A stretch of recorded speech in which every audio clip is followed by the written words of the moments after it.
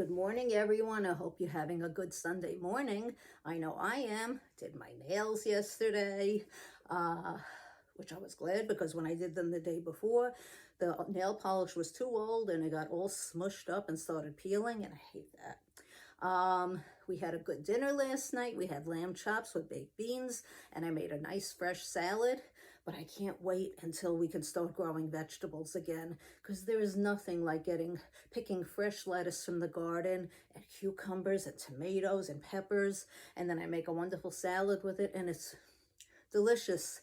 And I will hopefully be planting peas again this year, or green beans, maybe both, because those are good in the salad too. I like them so much.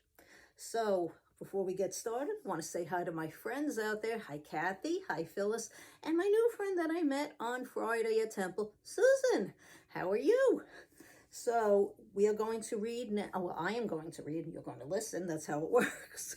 To chapter 3 in Sense and Sensibility by Jane Austen. Okay. Mrs. Dashwood remained at Norland several months, not from any disinclination to move when the sight of every well-known spot ceased to raise the violent emotion which it produced for a while, for when her spirits began to revive and her mind became capable of some other exertion than that of heightening in its affliction by melancholy remembrances, she was impatient to be gone, and indefatigable in her inquiries for a suitable dwelling in the neighborhood of Norland, for to remove far from that beloved spot was impossible. But she could hear of no situation that at once answered her notions of comfort and ease, and suited the prudence of her eldest daughter, whose steadier judgment rejected several houses as too large for their income, which her mother would have approved. Mrs. Dashwood had been informed by her husband of the solemn promise on the part of his son in their favor, which gave comfort to his last earthly reflections. She doubted the sincerity of this assurance no more than he had doubted it himself, and she thought of it for her daughter's sake with satisfaction, though as for herself she was persuaded that a much smaller provision than £7,000 would support her in affluence.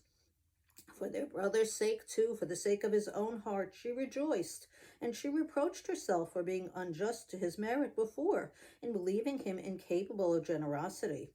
His attentive behavior to himself and his sisters convinced her that their welfare was dear to him, and for a long time she firmly relied on the liberality of his intentions. The contempt which she had very early in their acquaintance felt for her daughter-in-law was very much increased by the farther knowledge of her character, which half a year's residence in her family afforded.